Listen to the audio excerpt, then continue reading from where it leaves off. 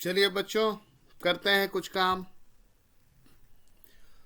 Class 11th के बहुत सारे एमसीक्यूज को लिया है और प्लस साथ में ही कुछ एक और भी तरह के क्वेश्चंस हैं। पहला पूछ रहा है कि व्हाट इज अकाउंटिंग। अकाउंटिंग क्या है?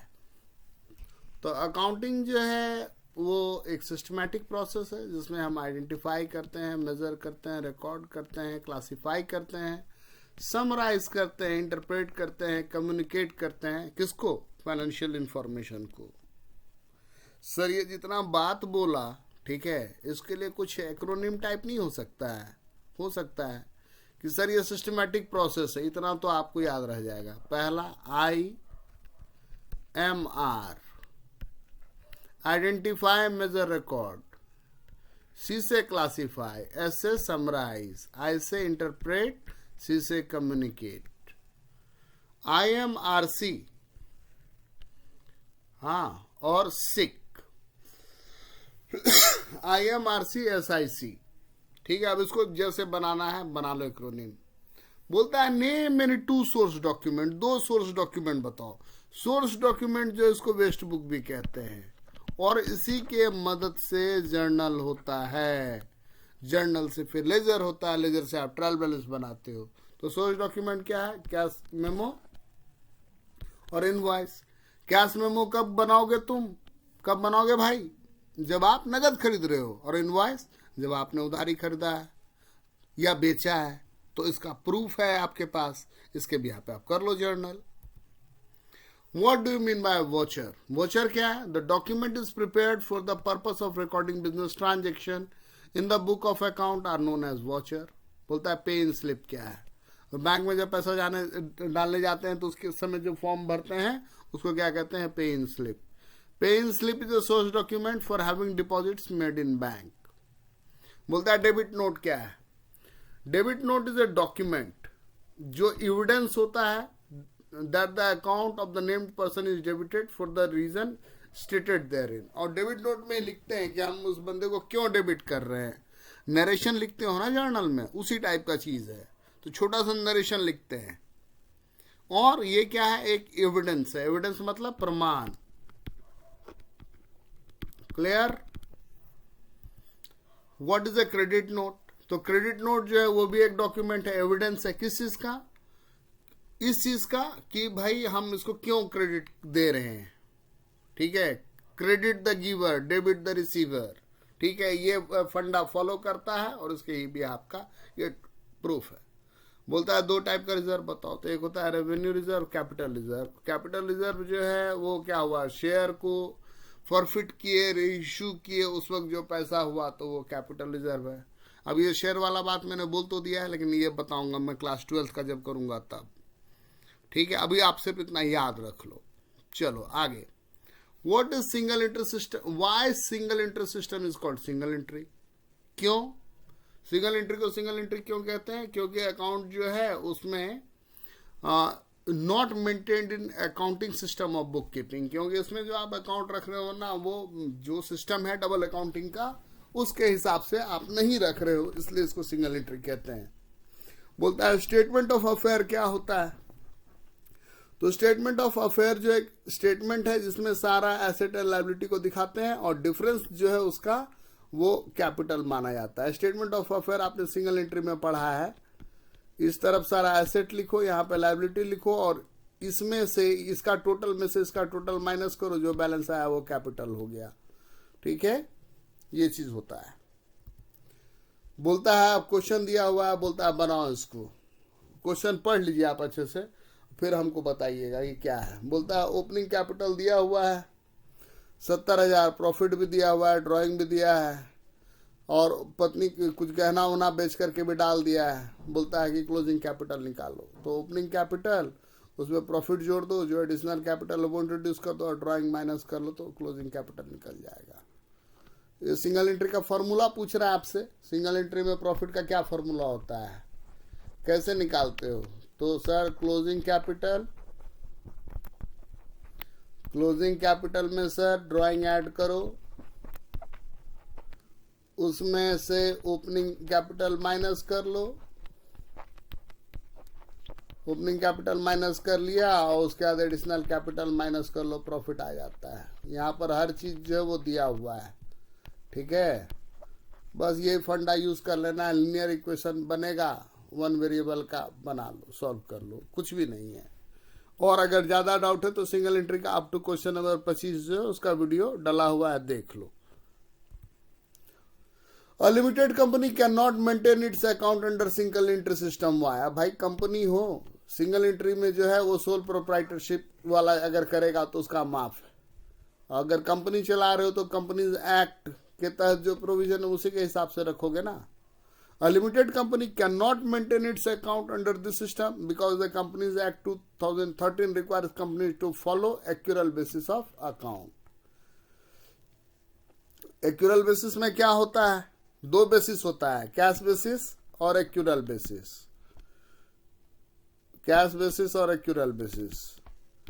अब इसका डिफरेंस भी आपसे पूछ सकता है एग्जाम के समय, आपसे एग्जाम में डिफरेंस भी पूछ देगा, तो इसको देख लीजिएगा।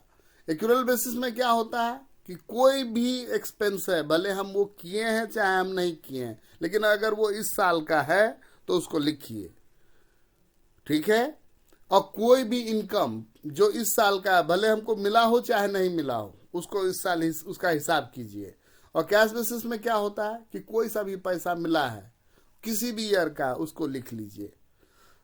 आगे 12th में पढ़िएगा आप लोग एनपीओ। तो एनपीओ में क्या होता है, दो तरीके का अकाउंट होता है, एक होता है इनकम एंड एक्सपेंडिचर अकाउंट, एक होता है रिसिप्ट एंड पेमेंट अकाउंट। तो रिसिप्ट एंड पेमेंट अकाउंट जो है वो बनाते हैं कैश बेसिस पे, ठीक है। और इनकम एंड एक्सपेंडिचर अकाउंट जो है वो बनाते हैं एक्यूरल बेसिस पे। अभी ज़्यादा डिटेल नहीं दूंगा। बोलता है give 2 example of intangible asset. Intangible जो दिखाई नहीं दे, तो उसमें गुडविल आ गया, ट्रेडमार्क आ गया, पेटेंट अगर कोई करवाया है तो वो आ गया। चलो, what is a balance sheet. Balance sheet क्या होता है? तो बैलेंस शीट क्या है कि स्टेटमेंट है जो एसेट और लायबिलिटी को दिखाता है, बिजनेस का मिरर कहते हैं इसको। ट्रेडिंग अकाउंट क्या है? तो ट्रेडिंग अकाउंट जो बनाते हैं उसमें ग्रॉस प्रॉफिट ग्रॉस लॉस निकालते हैं। उसका क्या फॉर्मेट है, वो फाइनल अकाउंट आप लोग बनाए हो, आप लोगों को पता है, ज़्यादा क्या बोलना है कि डेबिट साइड होता है, क्रेडिट साइड होता है। इधर है डेबिट साइड, इधर है क्रेडिट साइड। यहाँ पर ओपनिंग स्टॉक डालो, यहाँ पे परचेज डालो, परचेज में से रिटर्न माइनस करो, वेज डालो, ठीक है। पावर फुअल डालो, कैरेज इनवर्ड डालो, यहाँ पर सेल्स डालो, यहाँ पर क्लोजिंग स्टॉक डालो, सेल्स में से सेल्स रिटर्न माइनस कर लेना, ठीक है। अगर ये चीज़ ज़्यादा होगा, क्रेडिट ज़्यादा होगा तो जीपी आ जाएगा, डेबिट ज़्यादा होगा तो ग्रॉस लॉस आ जाएगा। यही करना होता है। What is profit and loss account? उसकी मदद से प्रॉफिट एंड लॉस अकाउंट में क्या होता है कि सारा ट्रेडिंग अगर आप बनाए तो ट्रेडिंग में सारा डायरेक्ट वाला होता है, डायरेक्ट एक्सपेंस। ट्रेडिंग में सारा डायरेक्ट एक्सपेंस होता है, ओके। और पीएनएल जो होता है उसमें क्या होता है, इनडायरेक्ट एक्सपेंस का हिसाब करते हैं। Profit and loss account is account which shows net profit या नेट लॉस जो भी हुआ है, और ग्रॉस प्रॉफिट डालो, सारा डायरेक्ट एक्सपेंस एक तरफ, डेबिट साइड, डायरेक्ट अगर इनडायरेक्ट एक्सपेंस एक तरफ, और अगर कोई आमदनी हो गया तो उसको क्रेडिट कर दो, और बैलेंस जो है वो नेट प्रॉफिट या नेट लॉस का आ गया। बोलता है सैलरी पेड जो है उसको कहाँ डालोगे?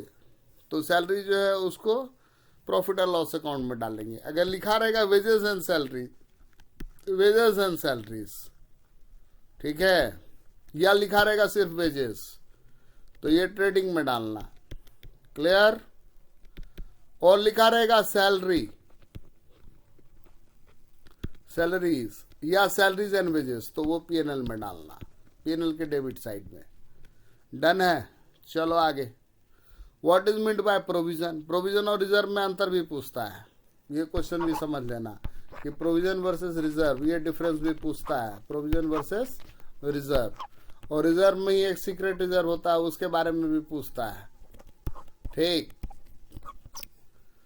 Provision is in amount set aside by charging it in the profit and loss account to provide for an known liability. कोई नॉन लायबिलिटी है उसके लिए पहले से ही प्रोविजन करते हैं, लेकिन वो नॉन लायबिलिटी के साथ में क्या है हिसाब कि उसको हम एक्यूरेटली नहीं निकाल सकते, हम एग्जैक्ट नहीं, एक लमसम निकाल सकते हैं। ट्रायल बैलेंस क्या है? तो ट्रायल बैलेंस एक स्टेटमेंट है जो लेजर का बैलेंस करके लिखते हैं, उसमें डेबिट और क्रेडिट साइड होता है, अरिथमेटिकल एक्यूरेसी के लिए होता है, और वो बैलेंस होना चाहिए। State one importance of trial balance.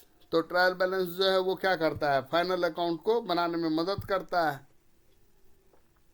ठीक है, फाइनल अकाउंट को बनाने में मदद करता है। Is bank reconciliation statement a part of double entry system? नहीं जी, ये डबल एंट्री का पार्ट नहीं है। ये तो रिकॉन्साइल करने का तरीका है कि कोई गलती हुआ है, कैशबुक पासबुक मैच नहीं कर रहा है, तो उसको करने का तरीका है। चलो अब ट्रू एंड फॉल्स खेल लेते हैं थोड़ा सा। बोलता है CGST and SGST are paid on sale of goods within the state. बिल्कुल सही बात। CGST और SGST जो है वो लगेगा जब स्टेट के अंदर ही होगा, तो ये ट्रू बात। और एक स्टेट से जब दूसरे स्टेट के बीच में जाएगा तो IGST लगेगा। बोलता है GST इज नॉट लिवाइड। बोलता है GST जो है वो लिवाई नहीं करते हैं ऑन एजुकेशनल सर्विस। तो जी हाँ, ये बात सही है, एजुकेशनल वाला चीज को फ्री से रखा गया है। Narration should not be written in a journal. बोलता है जर्नल करते वक्त नरेशन मत लिखो। भाई ये तो बहुत गलत बात है, जरूर लिखेंगे। ठीक है, left hand side of an account is called the debit side. Left hand side में तो भाई क्रेडिट होता है, तो ये बात भी गलत है। Computer purchase for office use is a revenue expenditure. ना जी भाई, अगर आप बेचने के लिए खरीदे हो तो रेवेन्यू है, यूज के लिए खरीदे हो तो ये कैपिटल है, तो ये बात गलत। Closing stock is included in the trading account and on the asset sides of balance sheet. बिल्कुल सही, होता है ऐसा। बोलता है under double entry system one aspect of each transaction is recorded. गलत बात, दो एस्पेक्ट लिखते हैं। Depreciation is debited to profit and loss account and deducted from the fix asset in the balance sheet. एकदम बिल्कुल सही बात, यही किया ही जाता है। ठीक है, तो इसका आंसर हम क्या लिखेंगे, आप ही बताओ। आप बोलोगे कि सर इसका आंसर आप ट्रू लिख दीजिए। चलो, आपने जो कह दिया तो वही करेंगे। लो, ट्रू लिख दिया। बोलता है goodwill is a tangible asset. भाई साहब नहीं दिखता है, ये टेंजिबल नहीं होता है, इंटेंजिबल होता है। अभी तो हमने बताया है, तो ये हो गया फॉल्स। बोलता है purchase is a revenue. Purchase revenue नहीं है, false.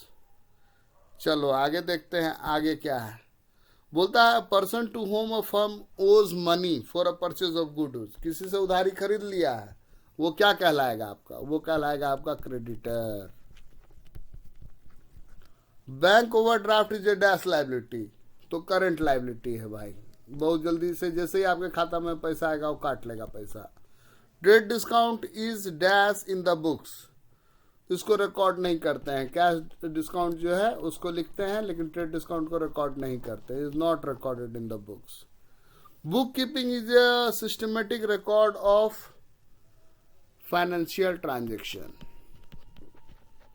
Financial transaction is every transaction, is नहीं होगा, यहां पर होगा in every transaction dash aspects are involve. दो एस्पेक्ट इन्वॉल्व होता है, एक डेबिट और एक credit. The nature of capital is, capital क्या है भाई, तो कैपिटल तो लायबिलिटी है, सबको पता है, liability. Receiver is, receivers account is, तो रिसीवर का अकाउंट जो है वो डेबिट किया जाता है, डेबिट द रिसीवर पर्सनल में। जीएसटी कलेक्टेड इज, जीएसटी जो आपने कलेक्ट किया है तो आपका तो नहीं है, वो तो सरकार को देना है, तो आपके लिए तो एक लायबिलिटी होगा, liability. Depreciation is provided on fix asset पे, टेंजिबल फिक्स एसेट पे। Sale made within the state is a dash sale, within the state. ठीक है, तो इंटर स्टेट, इंटर होगा, हाँ इंटर स्टेट सेल, इंटर नहीं होगा, intra. भाई यहां पर कंफ्यूजन है वर्ड में मेरे को। ठीक है, तो इंट्रा तो हुआ स्टेट के अंदर और इंटर हुआ दो स्टेट के अलग अलग, दो स्टेट के बीच में। ठीक है, ये क्वेश्चन नंबर 10 देख लेना आप लोग। चलो, थैंक यू।